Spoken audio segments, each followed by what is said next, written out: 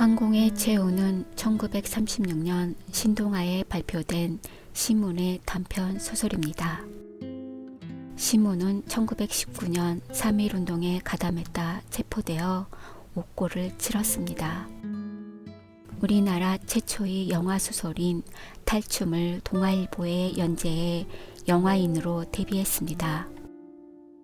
그날이 오면, 영원의 미소, 직녀성, 황공의 최후를 비롯한 많은 작품을 발표했습니다. 1935년 동아일보에 상록수가 당선되어 이름을 떨쳤습니다. 낙향하여 외롭던 시절에 만난 누렁이는 사자를 닮았습니다. 누렁아라는 아명을 버리고 사지라는 별명을 지어주고 황공이라는 관명까지 지어 불렀습니다. 어느 날 먹을 것이 없었던 사지는 닭을 잡았고 동네 사람들은 사지를 포악하다고 잡아야 한다고 말합니다. 황공의 최후 작품 속으로 떠나보겠습니다.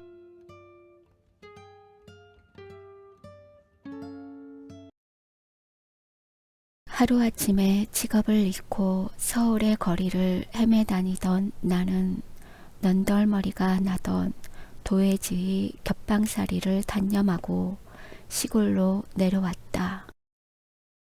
시골로 왔대야 내 앞으로 밭 한 떼기나마 있는 것도 아니오. 겨우 논마지기나 하는 삼촌의 집에 다시 밥벌이를 잡을 때까지 임시로 덧붙이기 노릇을 할 수밖에 다른 도리가 없었던 것이다. 나이 어린 아내와 2살 먹은 아들놈 하나밖에는 딸린 사람이 없어서 식구는 단출하지만 한 푼의 수입도 없는 터에 뼈가 휘도록 농사를 지으시는 작은 아버지의 밥을 손끝 맺고 앉아서 받아먹자니 비록 보리 곰싹이나마 목구멍에 넘어가지를 않을 때가 많았다.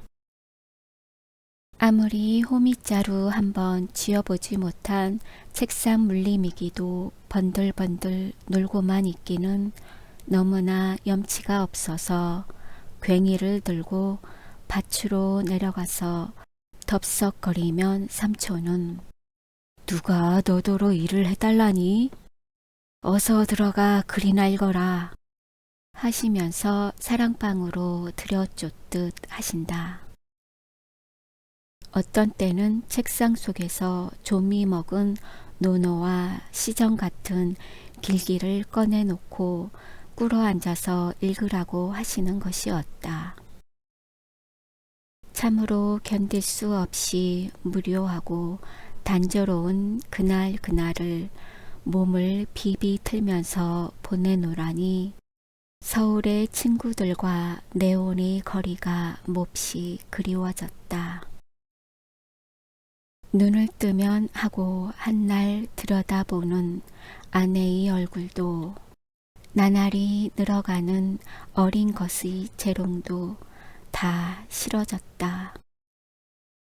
감방 속 같이 침침한 뜰 아랫방 속에서 사흘씩이나 걸려서 오는 신문이나 광고까지 뒤져보고 흘미지근한 호흡을 계속하여 누워있는 나 자신에게도 그만 염증이 나서 정 가슴이 답답할 때에는 자살이나 해버렸으면 하는 공상까지 하게쯤 되었다.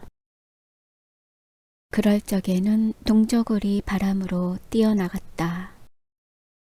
신장로가의 주막으로 가서 막걸리를 2사발이나 약 먹듯이 들이키고는 논틀 밭틀로 쏘다니며 휘파람을 불어 우울한 심해를 억지로 풀었다.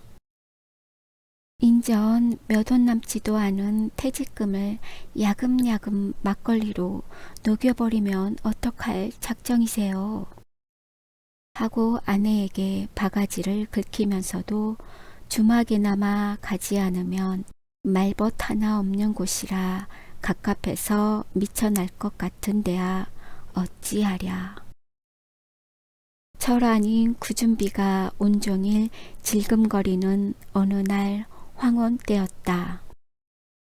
그날도 나는 침울한 방 속에서 뛰어나와 급한 볼 일이나 있는 것처럼 우산도 안 받고 주막거리로 건너갔다. 아궁이 앞에서 술을 데우는 노파이 부지깽이를 빼앗아 가지고 건부를 긁어 넣으면서 비에 젖은 바지를 말리는데 무엇이 곁에 와서 바시락거리더니 살금살금 발등을 간지른다. 고개를 획 돌리니 그것은 토식장만한 노란 강아지였다. 한 놈, 두 놈, 세 놈이 앙금앙금 기어 나와서 머리를 마주 모으고 아궁이 앞에 쪼그리고 앉더니 나부죽이 엎드려 불을 쪼이는 꼴이 여간 귀엽지가 않다. 나는 그 중에 한 놈을 끌어안으며 우이 요것들 보게 언제 이렇게 새끼를 낳았수? 하고 주인 마누라에게 묻는데 나무가리 속에서 벼랑간 어미개가 으르렁거리며 달려들 형세를 보여서 어떨김에 새끼를 놓아 주었다. 조고 나 하나만 놓아주 하고 주인 마누라에게 두세 번 단단히 부탁을 한 뒤에도 나는 날마다 강아지가 보고 싶어서 저녁 되면 주막을 찾아갔다. 어미개 몰래 한 놈씩 안아주고 함치름 한 털을 어루만져주고 앉아노라면 은연중에 적으나마 무슨 위안을 받는 듯 싶었던 것이다. 그러다가 젖이 떨어지기가 무섭게 인젠 요놈은 내가 가져갈 테요 하고 6마리 중에서 제일 탐스러운 수컷을 껴안으니까 주인 마누라는 안 돼요. 그건 우리가 먹일 테유. 저 문어리나 가져가슈. 하고 내놓지를 않는 것을 술상을 들고 방으로 들어간 틈을 타서 바둥거리는 놈을 번쩍 들어 얼른 두루마기 속에다 숨겨가지고 휙 낳게 집으로 돌아왔다. 들썩부른 나무는 떡잎부터 알아본다더니 누렁이는 강아지 때부터 그 생김이 출중하였다. 순전한 조선의 토종이면서도 세퍼드니 세터니 하는 서양개만큼이나 두 눈에 총기가 들어 보이고 목돌미를 쥐면 가죽이 한 줌이나 늘어나서 얼마든지 자라날 여유를 보였다. 게다가 털은 금벼 이삭같이 씬누런 순놈이라 개를 싫어하는 아내까지도 이렇게 탐스럽게 생긴 강아지는 처음 봤네 하고 머리를 쓰다듬어 주었다. 내가 자는 방 윗목에다가 희연 괴짝을 들어놓고 작은 어머니 몰래 목화송이를 훔쳐다가 그 속에 깔아주고는 밤마다 토닥토닥 두드려 재워주었다. 누렁이는 자다 말고 앙금앙금 이불 속으로 기어들어서 아내는 막중중하고 징글맞다고 자막대기로 때리려는 것을 가만둬 우리 애기 친구인데 하고 말리면서 정말 둘째 자식이나 되는 것처럼 폭 끌어안고 잤다. 그러면 누렁이는 어미의 품인 줄 아는지 조이상만한 꼬랑지를 살래살래 흔들다가 어떤 때는 토끼처럼 콜콜하고 코를 다 골며 잤다. 새벽녘이 되어 머리맡에서 바시락거리는 소리에 눈을 떠보면 누렁이는 미닫이 트레가 매달리듯 하고 앞발로 창호지를 박박 긁으면서 끙끙댄다. 나는 처음에는 그 뜻을 몰랐다. 그래서 문을 열어 주었더니 간신히 문지방을 기어 넘어 밭으로 내려가서 똥을 누고는 흙을 후벼 파서 그 자리를 덮고야 들어오는 것이었다. 그러면 나는 누렁이의 발을 닦아주고 다시 이불 속에서 언 몸을 녹여주었다. 내가 늦잠이 들면 가슴과 겨드랑이와 얼굴을 싹싹 핥아서 간지럼을 참다 못해 사정없이 목덜미를 쥐어 집어 던지며 다시 기어들고 기어들어선 또 손등이나 발바닥을 싹싹 핥는다. 귀찮기는 하면서도 어린애가 재롱을 부리는 듯 하는 꼴이 하도 귀여워서 어린 놈도 정말 제 동생처럼 강아지를 귀여워하고 서로 부담고 놀았다. 나는 강아지를 끌어안고 입을 다 맞추었다. 그리고는 동요를 불러주듯이 평생 소원 누룽지 고대엘 광실 아궁지 자손만대 나누지 와석종신 울감지 하면서 놀려주는 것이 일과 중에 하나가 되었다. 그러는 동안에 나는 늦잠을 자는 버릇이 떨어졌고 개는 하등의 동물이라는 관념이 없어졌다. 성미가 깔깔한 아내까지도 누렁이를 어린 식구의 한 사람으로 여기고 자기의 밥을 먼저 떠주는 때까지 있게 되었다. 누렁이는 크는 것이 눈에 보이는 듯이 무럭무럭 자랐다. 두어 달쯤 되니까 허리가 늘씬해지고 키가 작아우시나 되었다.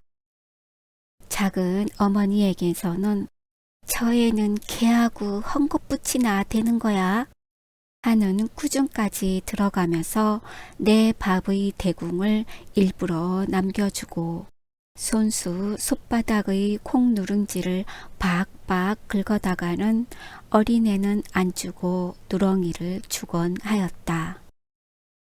그렇지 않아도 한창 자랄 고비라 누렁이는 먹는 대로 우쩍우쩍 자라니까 한 방에 데리고 자기가 징그러워서 마루 밑에 공석대기를 깔아 살림을 내고 구용을 파서 밥그릇 장만까지 해주었다.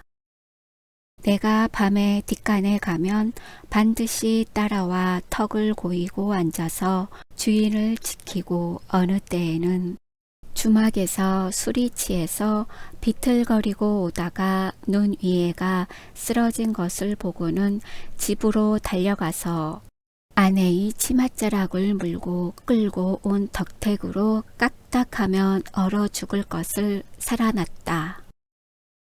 그래서 그 뒤로 누렁이는 나의 사랑을 곱절이나 더 받게 되었던 것이다. 사실 여우나 늑대 같은 짐승의 출몰이 심한 산 중에는 누렁이만 앞을 세우면 무장한 보호병정을 데리고 다니는 것만큼이나 든든하였다. 동시에 누렁이는 장난이 늘었다. 쥐각이 어찌나 예민한지 내가 이웃집으로 마시를 가면 돛돌 위에 10여 컬레나 벗어놓은 고무신 가운데서 내 신을 맡아서 알고는 살그머니 물어다가 저희 집 신돌에다가 놓고는 시침을 떼기가 일쑤였다. 그럭저럭 누렁이가 내 손에 길리운 지 거의 1년이나 되었다. 원체 숙성한 놈이라 벌써 암캐의 꽁무니를 따라다니고 봄철이 되니까 암내를 내고 이웃집으로 오입을 하러 가서는 이틀 사흘씩 들어와 자지를 않았다. 관연한 총각 모양으로 목이 패였는데 베이스로 컹컹컹 짖는 목소리는 아주 남성적으로 우렁찼다. 동네의 개들에게는 왕 노릇을 하거니와 한번 목청껏 짖고 내다르면 동양아치나 중들은 문간에 얼씬도 못한다. 밤중에 암마루 속에서 짖으면 사랑채의 벽이 울리고 장지가 떨렸다. 도둑을 지키는 천직에 충실한 것은 물론 집안 식구의 밤 출입까지 감시를 하는 것이었다. 그러다가 나는 두어 달 동안이나 서울로 올라가서 취직 운동을 하다가 실패를 하고 두 어깨가 축 처져가지고 내려왔다. 가족을 대할 면목조차 없어서 기신 없는 걸음걸이로 동네 밖에 장승이 선 고개를 넘어오는데 다박솔 밑에 누런 것이 쭈그리고 앉았다가 어느 틈에 나를 보았는지 말처럼 내 굽을 물며 달려왔다. 오, 누렁이 잘 있어니? 하고 머리를 쓰다듬어 주려니까 누렁이는 반가워서 견딜 수가 없는 듯이 길길이 뛰어오른다. 응 하고 어린애가 응석을 하는 듯한 이상한 소리까지 하면서 사뭇 몸부림을 하는 꼴을 볼 때 나는 누가 나를 이다지도 반겨주겠니? 하고 한숨을 길게 내쉬었다. 귓바퀴에서 바람이 일도로 꼬리를 흔드는 누렁이의 목을 껴안아 주려니 부지 중에 콧마루가 저려지는 것을 깨달았다. 그동안의 누렁이는 엄청나게 컸다. 뒤에 따라오던 동행은 어이 그 가이 개 호주만 허이? 하고 혀를 빼문다. 처음 보는 사람의 눈에는 더 한층 커 보였던 것이다.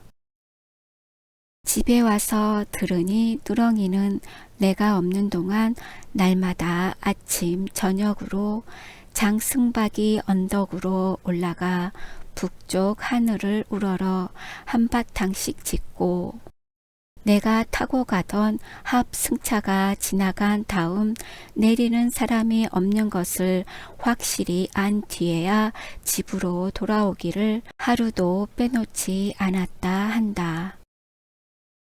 개가 사람 한 몫도 더 먹는다고 걱정을 하시던 작은 아버지까지도 저건 영물이야. 함부로 다루지 못할 짐승이다. 하시고 이를테면 경이원지를 하시게까지 되었다.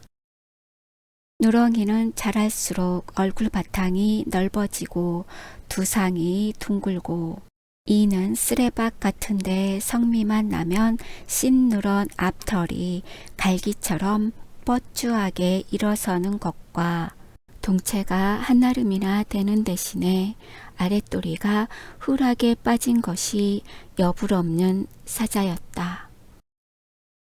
양지 쪽에서 낮잠을 자다가 기지개를 켜며 뒹구는 것을 보면 천연 동물원에서 본 사자와 같았다. 그래서 나는 그때부터 누렁아 하고 부르던 아명을 버리고 사지라는 별명을 지어 불렀고 어느 때에는 친한 친구를 부르듯이 여 황공 하고 관명까지 지어서 불러 주었다. 아닌 게 아니라 황공이라는 점잖은 이름이 누렁이에게는 잘 맞는 것 같았다.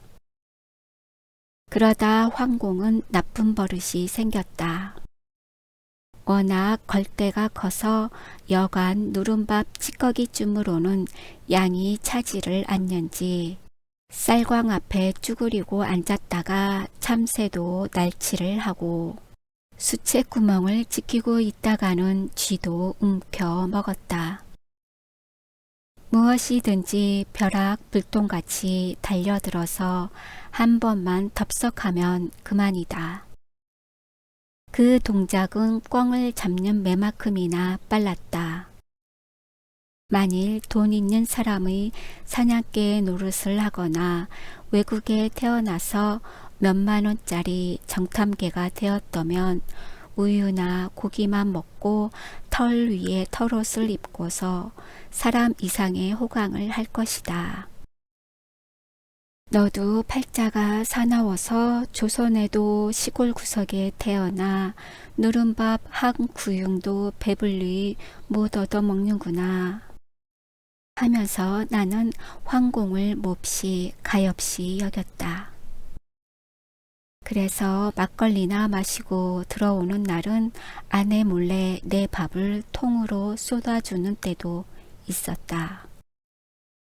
그러나 육식에 입맛이 붙은 황공은 고기가 먹고 싶어 죽을 지경이던가 하루는 내가 들로 산보를 다니는데 줄곧 따라다니다가 돌아오는 길에 범용인의 집 마당에서 닭이 서너 마리나 모이를 쪼아 먹는 것을 보고 꼬리를 사타구니에다 끼고는 넙죽 엎드리더니 벼랑간 껑충 뛰어올라 닭을 물려고 든다. 닭은 깨깨깨하고 비명을 지르면서 사방으로 풍기고 암탉은 죽을 힘을 다해서 지붕으로 날아 올라갔다. 닭 쫓던 게 지붕만 쳐다본다는데 설마 물기야 하랴 하고 장난으로만 여기고는 멀찌감치 떨어져서 구경만 하고 섰으려니까 사지는 전신의 용기를 다해서 검정 수탉을 쫓아가더니 그만 덥석 물었다. 몸이 둔한 커다란 수탉은 땅 위에서 서너 잣쯤밖에 쏟지를 못하고 푸드덕거리며 날다가 기어이 날개쭉지를 물리고 말았다. 암탉들은 뜻밖의 환난을 당하고 지붕 위에서 꼿꼿대 거리는데 사지에게 물린 수탉은 차마 들을 수 없는 외마디 소리를 지르며 물려간다. 범용인의 집에서는 닭장에 든 족제비나 튀기듯이 유개 유개 하고 사지를 쫓아간다. 사지는 눈 끔쩍하는 사이에 산으로 치달았다.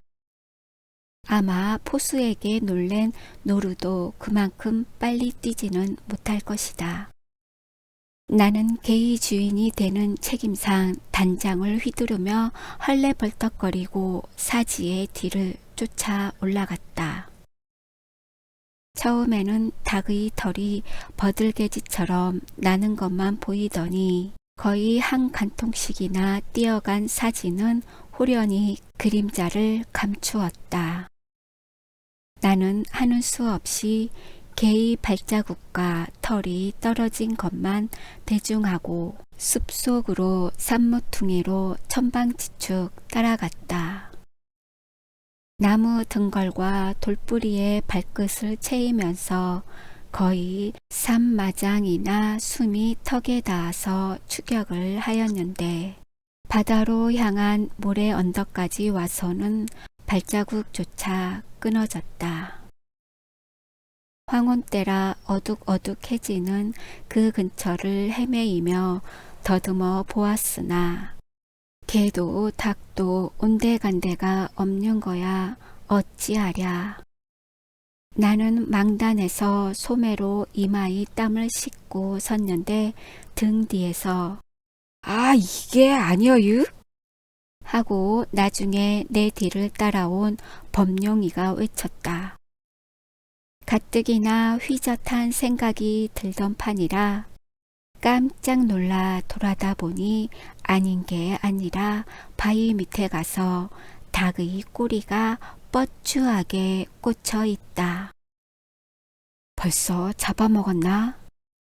하고 어쩐지 손을 대기가 싫은 것을 혹시나 하고 꼬랑지를 끌어당기니까 묵직한 닭의 시체가 달려 올라온다. 닭은 그 날카로운 이빨에 정통으로 목줄띠를 물려 철철 흘린 피가 털 위에 엉겨 붙었는데 눈을 뽀얗게 뒤집어 쓰고 죽은 꼴은 끔찍해서 바로 볼 수가 없다. 저놈의 개가 여우 혼신이 씌웠나? 어쩌면 이렇게 감쪽같이 파묻었담. 하고 범령이는 울상이 되었다. 여우는 닭이고 무엇이고 물어다가 이렇게 파묻었다가는 며칠 뒤에 썩혀가지고 먹는다고 한다. 그러자 어디선지 부스럭거리는 소리가 나기에 둘러보려니 맞은편 소나무 밑에 웅숭그리고 앉아서 나를 노려보는 사지의 파란 광채를 바라는 눈과 마주치자 가슴이 선뜻하였다. 사지가 정말 사자처럼 무서웠던 것이다. 나는 어떨김에 이놈에게 하고 소리를 버럭 지르며 돌을 던졌다. 몹시 밉살스럽기도 하고 일변 무섭기도 해서 연거푸 돌멩이를 던졌다. 사지는 있는 힘을 다 들여서 물어온 것을 줄인 김에 오붓하게 뜯어 먹으려다가 그만 주인에게 빼앗겨서 불평이 가득 찬 눈으로 나를 흘깃흘깃 돌아다 보다가 어디론지 자취를 감추었다. 아마 다른 사람이 닭을 빼앗았더라면 한사코 달려들어 물어 박질렀을 것이다. 닭값은 물어주기로 하고 죽은 닭을 들고 내려와 보니 사지는 먼저 집에 와 있었다. 죽을 죄나 지은 듯이 슬금슬금 내 눈치만 보고 꼬리를 사리며 피해 다니는 것을 버르장이를 가르쳐 줄 양으로 붙들어다가 중문간에다 몰아넣고는 이놈 또 그따위 짓을 할 테냐? 하고 사설을 해가며 빗자루로 두드러 주었다. 황공은 너무 귀여워만 해주던 주인의 과도한 폭력 행동에 놀라서 꺼컹꺼 하고 소리를 지르고 중흉신용을 하며 엄살을 한다. 그러면서도 감히 달려들어 반항은 하지 못하는 것이 가엾기도 해서 다시 그따위 짓을 했단 바라 하고 매를 던졌다. 그날 저녁에 나는 닭고기 볶은 것을 맛있게 먹었다.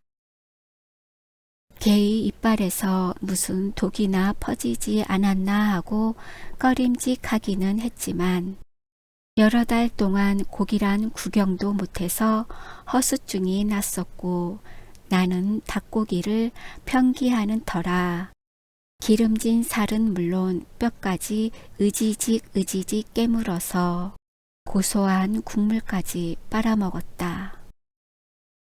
먹다가 마당에서 텁석텁석하는 소리가 들리기에 내려다 보니 배가 홀쭉하게 꺼진 황공이 구융에다 머리를 틀어박고 멀겋게 탄 숭늉 찌꺼기를 핥아먹고 섰다. 나는 황공이 여간 불쌍해 보이지 않았다. 천신만고를 해서 호젓하게 뜯어 먹으려고 물어가다 파묻은 닭은 주인에게 송두리째 빼앗기고 고기 냄새를 맡아서 회만 통했을 텐데 주인에게 난생 처음으로 몇 가지 호되게 얻어맞고는 숭늉 찌꺼기로 남아 줄인 창자를 채울 수밖에 없는 황공의 신세가 눈물 겨웁도록 가엾어 보였다. 황공이 말을 할 줄 안다면 동네방네로 친구들을 찾아다니며 내가 먹을 것을 강탈해 가지고 몽둥이 찜질까지 한 뒤에 그것을 횡령 취식한 주인의 횡포가 얼마나 분하고 얼마나 원망스러우냐고 억울한 사정을 하소연하였을 것이다. 그래서 황공을 동정하고 이해 관계가 깊은 근처의 개들이 일치 단결을 해가지고 이빨을 갈며 으르렁거리고 달려들면 나는 어찌할 것인가? 나를 여지없이 물어박지르고 무개가 다투어가며 내 살을 물어뜯으면 과연 저항할 힘이 있을까? 그들의 정당한 보복에 대해서 변명할 것이나마 있을 것인가 하고 생각해 보니 황공을 대하기가 두렵고 부끄럽기도 하였다. 개가 고기가 먹고 싶었던 것이나 내가 육식이 하고 싶은 것은 그 본능에 있어서 조금도 다름이 없다. 저보다 약한 것을 잡아먹고 저희 식욕을 채우는 것을 사람들이 떳떳하게 여기는 것과 같이 남의 살을 뜯고 피를 빨지 못하는 사람을 도리어 못난 놈, 빈축 맞은 놈으로 여기는 것과 같이 개의 경우에 있어서도 사지의 행동이 잘못되지 않는 것이 분명치 않은가. 눈앞에 먹을 것을 보고 달려들어 문 것은 사지가 다른 저희 동족보다도 용감하기 때문이다. 보통 개보다 잘난 까닭이다. 닭을 잡아간 사지에게 무슨 죄가 성립되느냐? 개 자신으로 보아서도 정당한 행위가 아니었더냐? 구태여 잘못이 있다면 사지에게는 날짐승이라도 날치를 할 수 있는 힘과 날램이 있었기 때문이 아닐까? 그러나 사지가 출중하게 잘나고 날래인 것은 결코 저 자신의 의사로 된 것은 아니니 그것도 조물주의 장난인 것이 분명하다. 그런데 나는 나보다 약한 개가 물어다 먹으려던 그 개보다도 약하였던 닭을 잡아서 먹었다. 개의 토제를 해가며 때려주기까지 하고 바로 그 개가 친히 먹을 닭을 뼈다귀까지 아지작 깨물어 먹고는 입을 닦았다. 그나마 숭늉찢기로 줄인 창자를 채우고 섰는 사지를 내려다보고 동정 비슷한 미안한 생각이 난 것도 그 닭을 맛있게 먹고 난 뒤이다. 그러고 보니 남을 동정한다는 것도 제 배가 부른 뒤에 식곤증 비슷이 일어나는 미지근한 심리작용이요.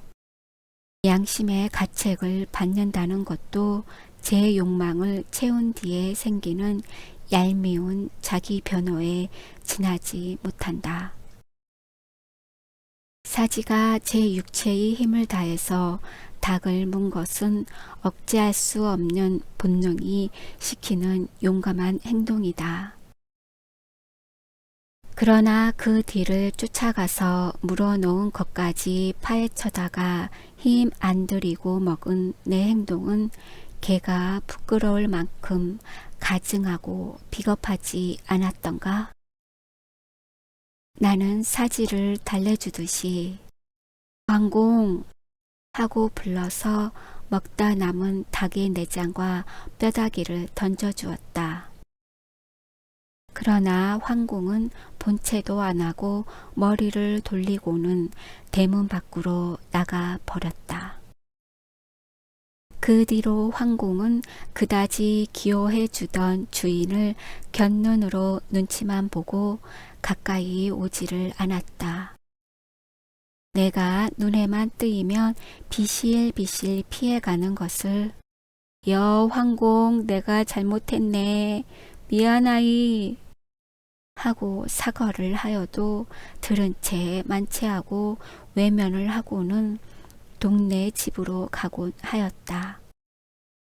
그러나 며칠 뒤에 황공은 집에서 기르는 닭을 물었다. 둥우리에서 알을 낳고 꼬끄댁거리다가 내려오는 암탉을 물었다.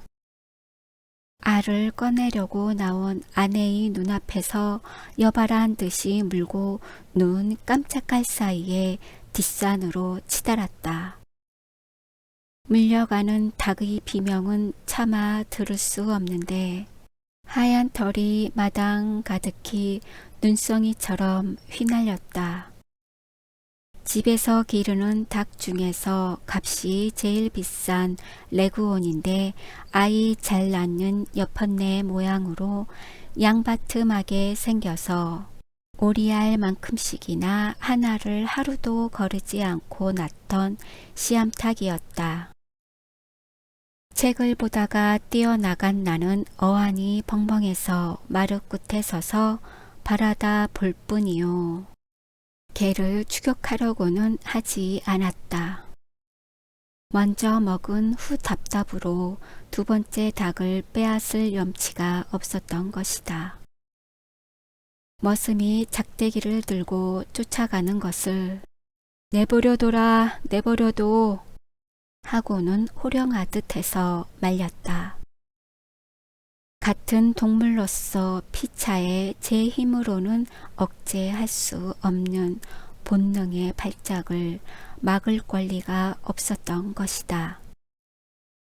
이를테면 남의 생존권을 방해할 아무 이유도 찾을 수 없었고 남의 노력을 중간에서 착취하는 죄를 두 번 다시 짓지 말려 함이었다.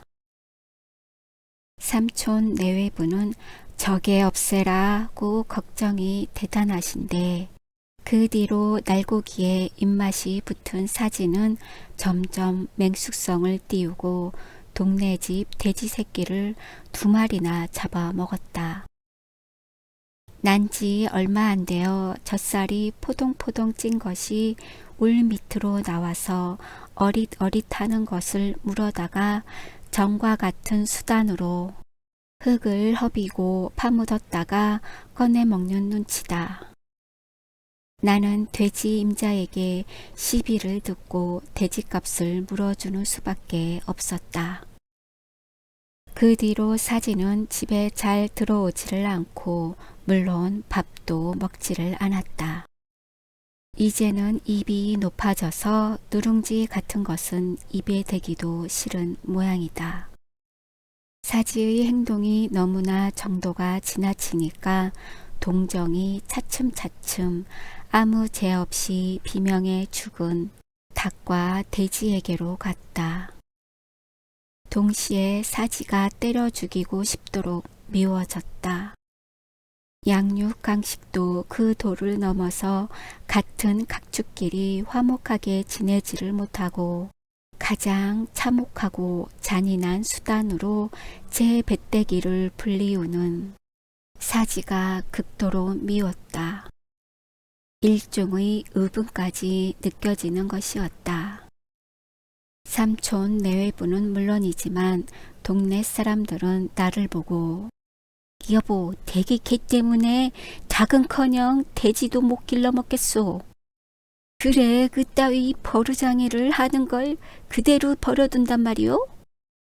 조만간 어린애 거정 물어갈 테니 아니 살인하는 것까지 당신의 눈으로 봐야만 시원하겠소? 하고 팔을 걷으며 시비를 걸었다. 나는 속으로 이런 말을 들어도 싸다 하면서도 값을 물어줬으면 고만이지 웬 여러 말요? 하고 버티었다. 억지의 소리인 줄 모르는 바는 아니나 그렇다고 사지를 차마 백정에게 내줄 수는 없었다. 저것을 그대로 뒀다간 암만 해도 큰일을 저지르겠는데 하고 나이 어린 것까지 염려는 되건만 그다지 사랑하던 사지가 올가미를 쓰는 거야 볼 수가 없지 않은가. 그렇지 않아도 어느 날은 동네 사람들이 장거리에서 개백정을 데리고 와서 자, 고집 세지 말고 고만 요정을 냅시다. 물건이 그렇게 크니 다른 개값 갑절을 드리지요. 하고 1원짜리 지전 넉 장을 내민다. 저희끼리 수근거리는 소리를 들으니 뒷다리는 아무개가 갖다 먹고 내보는 누구누구가 차지하는 등등 잡아먹을 배비까지 차리고 온 눈치다. 어쩌면 가마솥에 물까지 끓여놓고 왔는지도 모른다. 쓸데없는 소리 말고 어서들 가오. 내 손으로 기르는 개를 돈 받고 팔아먹을 듯입소? 하고 나는 처음부터 순순히 말대꾸를 하다가 부득부득 조르는 것이 밉살스러워서 가라면 같이 그려 남의 집에 때를 지어와선 웬 야료들이야? 100원을 내도 안 팔 테니 헐대류도 해봐. 하고는 마루 끝에 놓은 지전을 발길로 걷어찼다.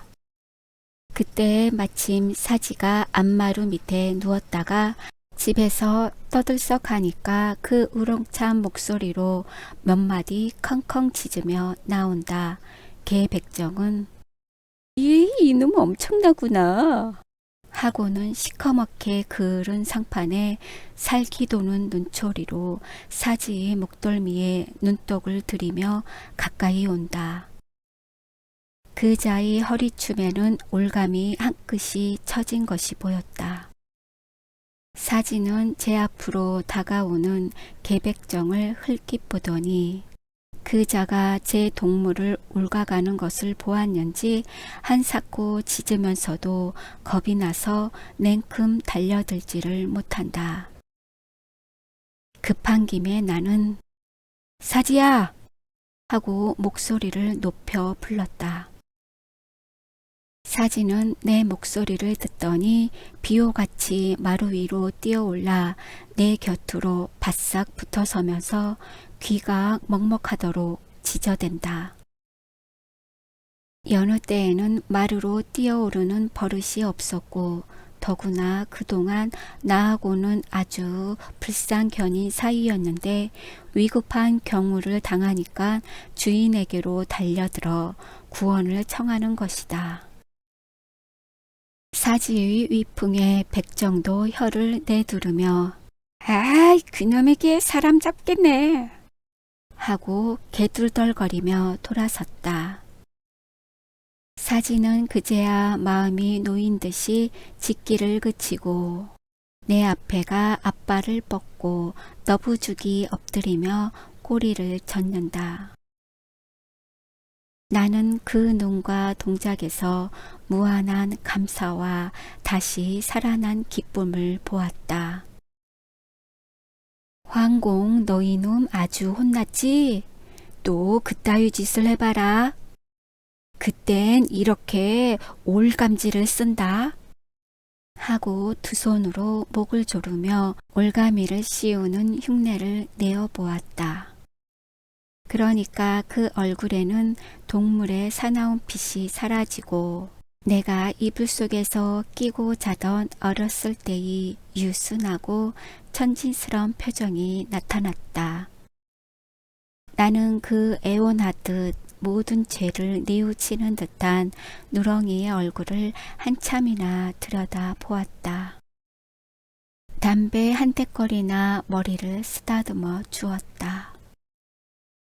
그 뒤로 황공은 주인에게 새로이 충성을 맹세한 듯 전보다도 더 나를 따랐다.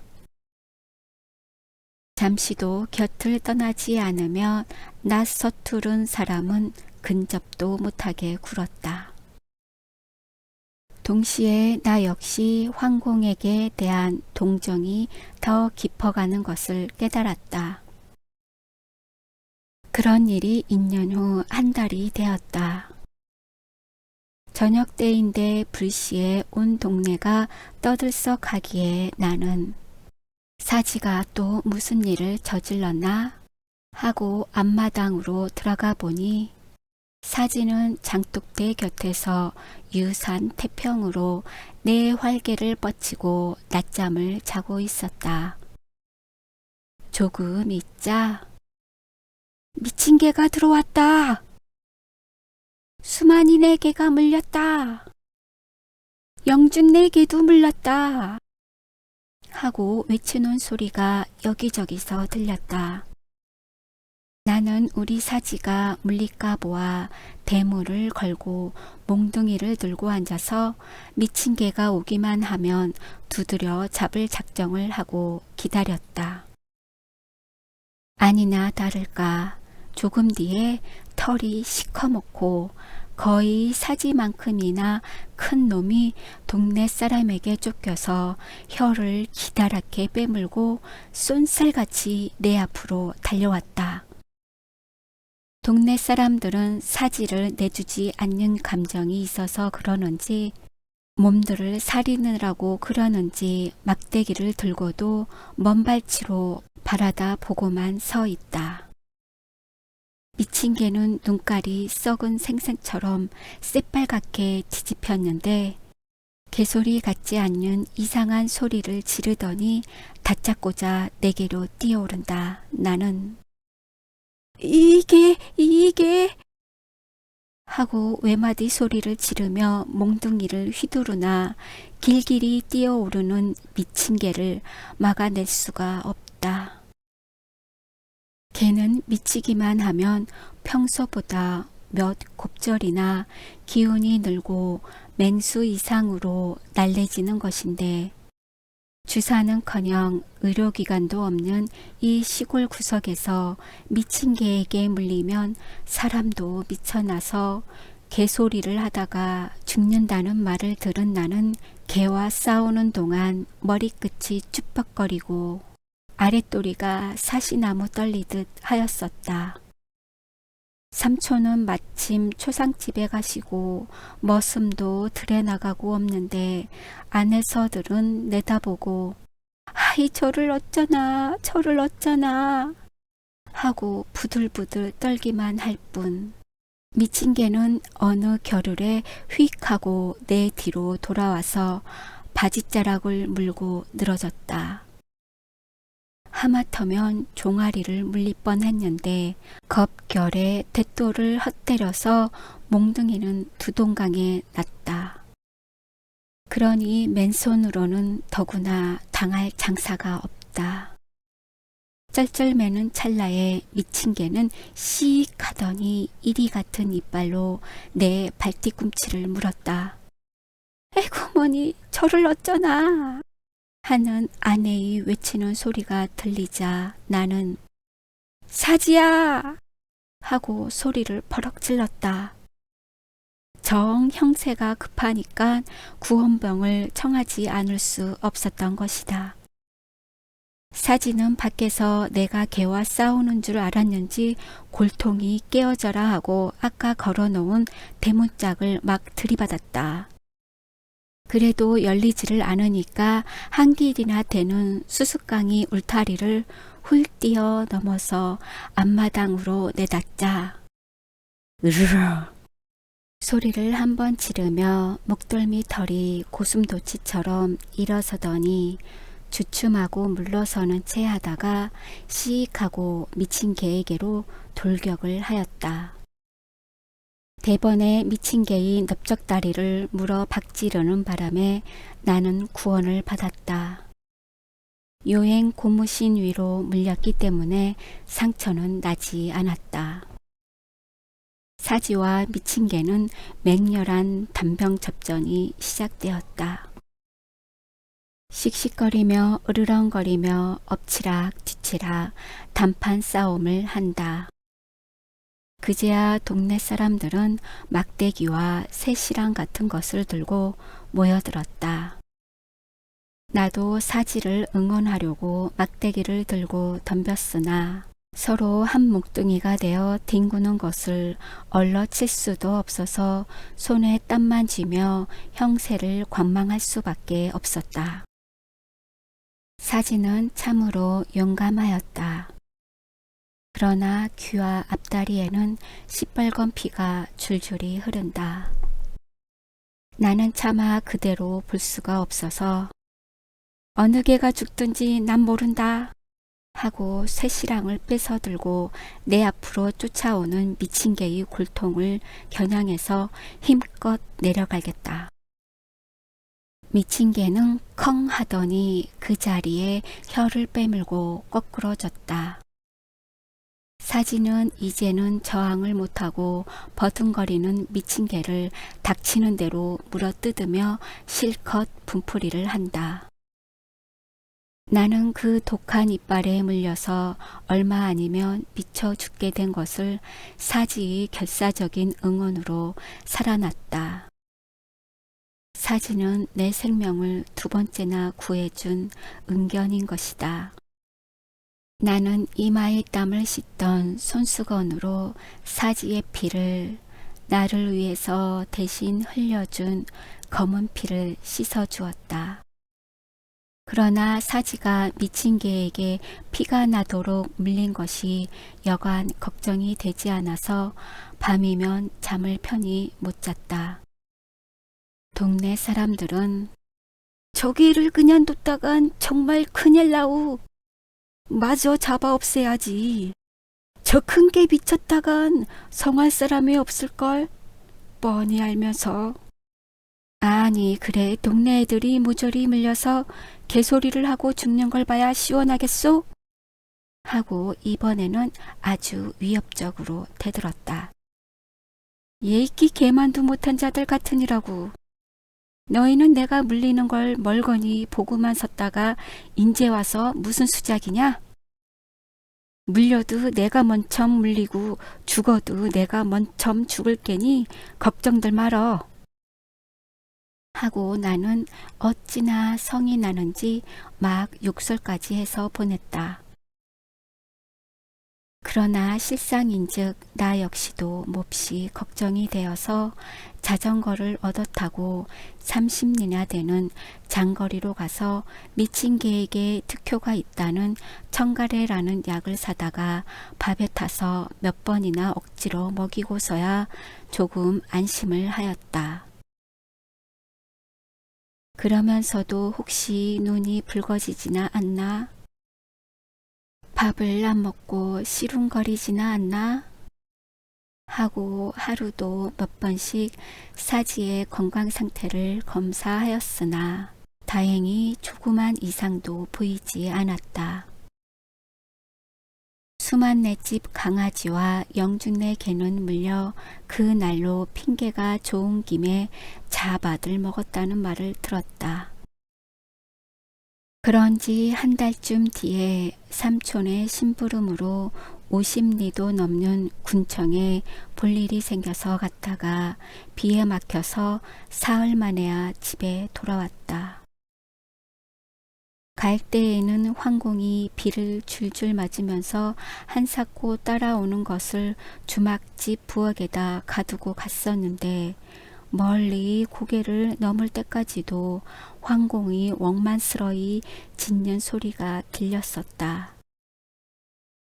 집에까지 오니 내가 출입했다가 들어왔건만 보면 길길이 뛰어오르던 황공이 눈에 뜨이지를 않는다. 혹시 나 없는 사이에 그자들이 어쩌지나 않았을까? 하는 불길한 예감이 언뜻 머릿속에 떠올라서 중문간을 들어서며 여전히 친구를 부르듯이 황공! 하고 점잖게 불렀다. 대답이 없다. 마루 밑에 공석을 깔아놓은 저희 침소에서도 저희 식당인 부엌에서도 황공은 그림자도 찾을 수 없다. 아내에게 사지 어디 갔소? 하고 물어보아도 어디 갔는지 누가 알아요? 하고 톡 쏘듯 한다. 며칠 만에 돌아와서 어린 것은 아는 체도 안 하고 개부터 찾는데 불평인 눈치다. 아뿔싸 늦었구나 하는 후회가 쇠망치처럼 뒤통수를 갈겼다. 며칠 전에도 올개미까지 차고 와서 나 몰래 사지를 불러내다가 들키고 나를 노려보면서 돌아서던 개 백정의 날카로운 눈초리가 내 가슴을 잘 드는 칼로 베는 듯이 선뜻했다. 나는 황공과 당짝인 암캐를 기르는 순돌이네 집으로 불이 나게 갔다. 가보니 그 집의 개만 부엌 앞에서 북어 대강이를 뜯고 있다. 나는 순돌이를 불러내어 우리 개 봤나? 하고 들 수 있는 대로 침착히 물었다. 순돌이는 얼음얼음하고 냉큼 말대답을 못한다. 아, 우리 개 봤어? 이번에는 조급히 채우쳐 물었다. 순돌이는 또다시 뒤통수만 긁더니 제가 알아요. 주인이 안 계신 줄 알고 아마 어쨌단 말이야. 나는 소리를 버럭 지르며 순돌이 앞으로 달겨 들었다. 순돌이는 겁이 나서 문칫문칫 물러서며 저 건넌 봤어. 잡아가는 소리만 들었시우. 한다. 설마 잡아갔기야 했으랴. 하던 나는 가슴이 덜컥 내려앉았다. 염통이 벼랑강 쿵쿵 기계방아처럼 찢는 것을 간신히 진정시키며 아, 네 집에서 잡았어! 하고 바른대로 고해 바치지 않으면 몇 줄이라도 누를 듯이 엄포를 하니까 순돌이는 아마 작은 말 응천내루들 매나봐유 하고 목소리를 떤다. 나는 비 뒤에 미끈미끈 미끄러지는 길을 엎드러지며 굽드러지며 응청내 집으로 다름박질을 하였다. 걸음이 굼뜨인 나로서는 상상할 수 없을 만큼 빨랐다. 쌀익장문을 밭길로 걷어차니 개의 독특한 비린내가 훅 끼쳤다. 어떤 놈이 남의 길 잡아먹느냐? 나는 호통을 하며 더운 김이 연기처럼 서리어 나오는 부엌으로 불쑥 머리를 들이밀었다.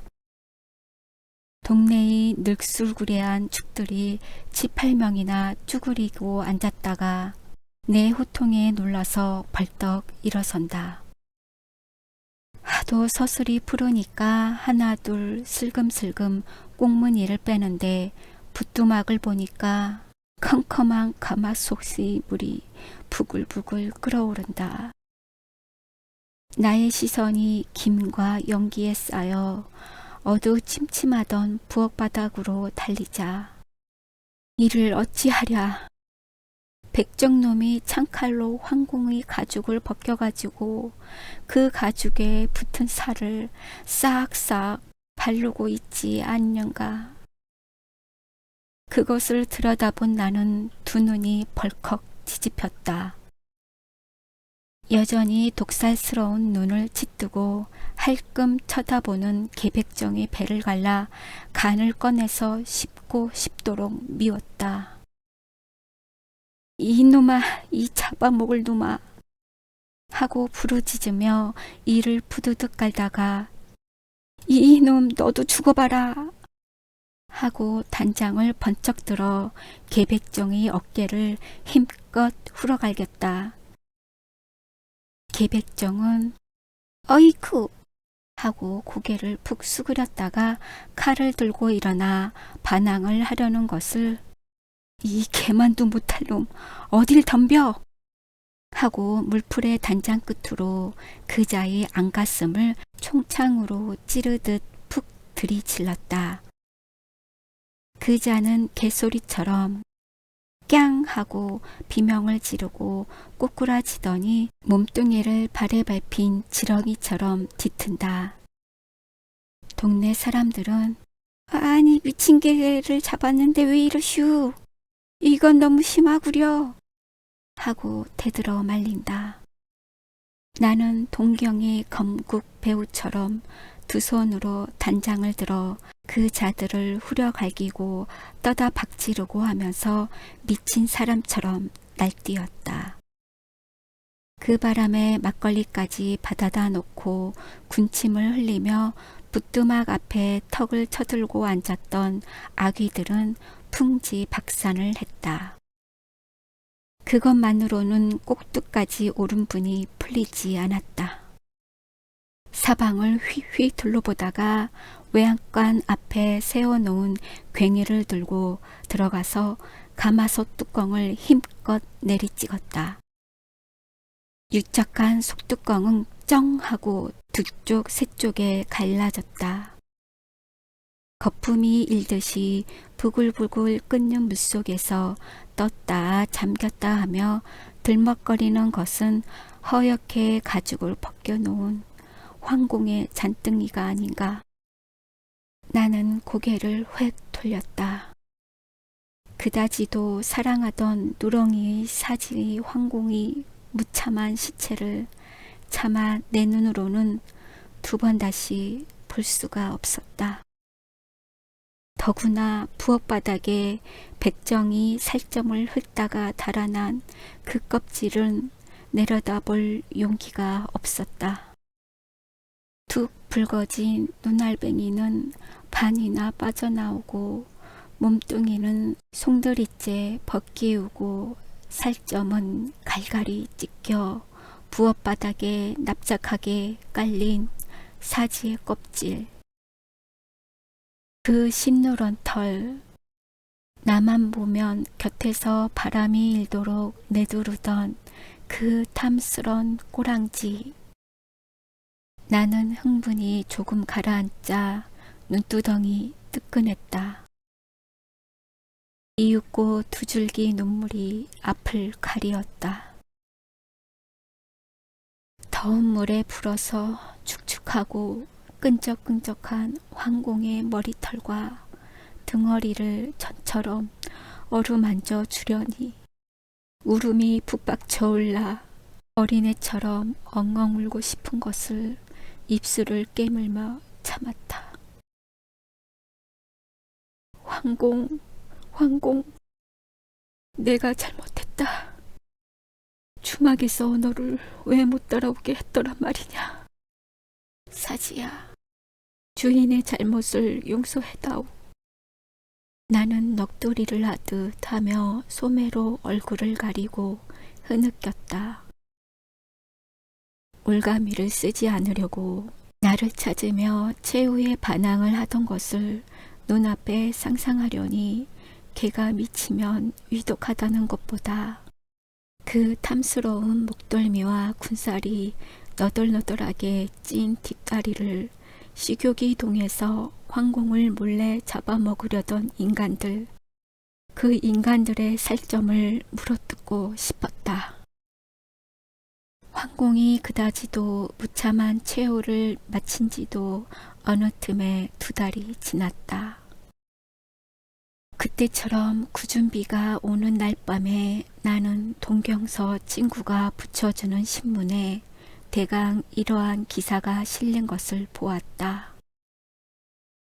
사랑해주던 주인 XX 박사가 세상을 떠난 후 진날 마른 날을 가리지 않고 4년 동안이나 조석으로 정거장에 나와서 주인을 기다리며 슬픔에 젖어있던 동경 뿌찌꾸락부의 명예회원인 충경 핫지공이 노안으로 세상을 버렸다는 것과 그 임종하던 모양이며 수많은 아이들과 어른들에게 쌓여서 조상을 받는 핫지공의 사진까지 커다랗게 났다.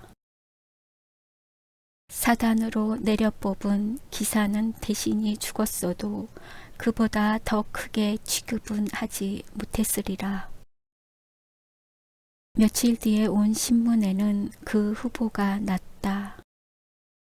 핫지공이 장례 때에는 중이 6명이나 경을 읽어서 그 충성스럽던 영혼을 위로해 주었고, 주인의 무덤에까지 온 동네 사람들이 회장을 나왔는데, 이 슬픈 소식이 한번 퍼지자 전국에서 모인 부의금이 360여 원에 달하였으며, 어느 동물학 박사는 손수 메스를 들어 핫지공을 해부한 뒤에 생시와 똑같은 모양으로 박제를 해서 아동 박물관에 영원히 보존하기로 되었다.